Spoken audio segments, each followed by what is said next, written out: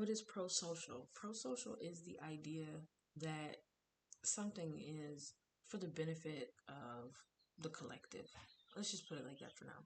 So like when I look for pro-social behavior in a adult, it's going to be, do they play nice? Do they play fair? Do they let other people finish before they talk? Things that allow the collective to grow. It has pro-social behavior or thought patterns or perspectives or whatever you want to, like pro-social means there's enough space for us all. There's enough space for me and you, for whoever we're talking about. Antisocial behavior is going to be the opposite of that. It's more focused on self. It's something that does not have the healthiest expression. Antisocial behavior is going to go against rules. It's going to go against norms. It doesn't mean like, oh, you ain't talked to me in like 3 days. You anti.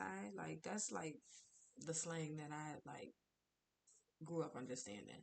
But that's not what antisocial means. Antisocial doesn't mean bad at something. Antisocial doesn't mean like hatred. There is no emotion. There's not always an emotion attached to it. Antisocial is more of a direction. It's like against the grain. Even that, I don't want to say that though, because even that has a negative connotation to it. But antisocial behavior makes it harder to participate in a shared state. So like kids with oppositional defiance disorder, they don't like rules.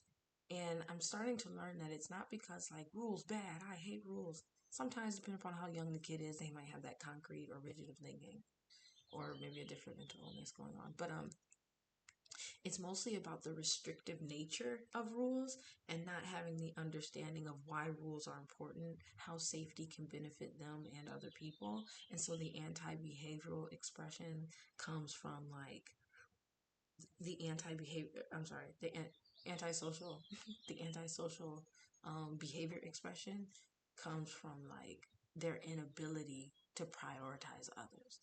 And in that way, it's kind of like a developmental thing. Like maybe they didn't develop that skill because everybody has a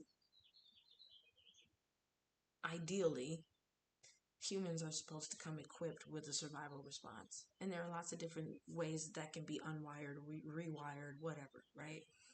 But if you and I have a really super healthy relationship, I probably know your needs, care about your needs, could articulate your needs, blah blah blah. I thought I had some on my hand. But if we don't have a healthy relationship, it's probably because of something that's antisocial, right? I don't listen when you speak. I don't know you. And we've been hanging out for how long? I don't, like, there's a reason why you and I don't both fit in this space. And because of that, the relationship has been affected. So pro-social behavior is about connectivity. It's about conduciveness. Antisocial is more about like, it's not always just individualism. It can be. And it's not malicious either sometimes. Right? That's a tough one. Antisocial behavior is just really just an opposite expression. It's just disconnection. It's just disjointed. It's a different pace. It's a different resonance. It does not resonate. Put it that way. It's not harmonic, right? It doesn't mesh well. And sometimes the person who is displaying the antisocial behavior does not care that it doesn't mesh well. I don't give a ding a darn dang. And sometimes they really, really, really want to be accepted. They really, really, really want to be included, but they're just not able to because of their behavioral expression. Yeah, so anti behavior. Antisocial would also be like I hate to say this, but like some people who are on the autism spectrum who really struggle with social cues and understanding, they are sometimes seen as antisocial. I don't know if that's necessarily the case. I think that antisocial behavior, is it willing? I I think so because pro-social behavior is willing. I can be accidentally inclusive, but that's a stretch. accidentally inclusive almost seems like I don't know if that was possible on the face of it. I'm just now thinking about it, but antisocial behavior is always a trigger for aggression because of how intentional it is. Anyway, so people who are on the spectrum can be seen as antisocial. They can, but that doesn't mean they don't value social connection because in fact, a lot of times it's really hard for them to not understand social cues. Like, why did you stop talking just now? Why did you just pause? I don't understand why you just paused. Do you hate me? Or do you want me to say what I said again about encyclopedias? Like, they're trying their best, as we all are. So yeah, antisocial. I feel like antisocial is antisocial. I feel like antisocial. I think it's intentional. No, it's not always intentional because you can teach a child can have learned behavior, whether that's conscious or unconscious, but they can have learned behavior that excludes other people, and that will be categorized as antisocial, even though it's not necessarily intentional.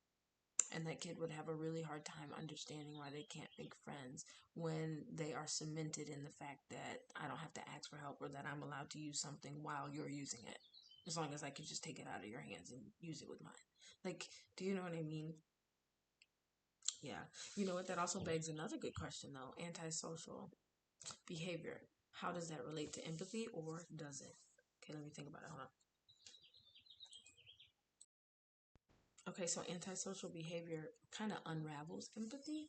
It's really hard for someone to connect and care for someone who is not prioritizing them, has no rhyme or reason to, is not going to, maybe doesn't have the capacity to, doesn't care to, whatever you want to call it. It's I don't want to say an uphill battle, but it's like two opposing forces working. Right? Working against gravity. Is it possible? Yes. Will it exhaust you? Also, yes. um, and so, because I think that, I'm going to go ahead and say that the opposite expression might also be true. That when you have a high level of empathy, no, that's not what I want to say. What I want to say is that pro-social behavior will cultivate a higher level of empathy. It'll help you yield it, it'll help it grow. That is a really good soil if you were going to plant a um, empathy plant. You would plant it in pro-social behaviors. Soil. Pro-social soil. I should have said that better. Okay, bye.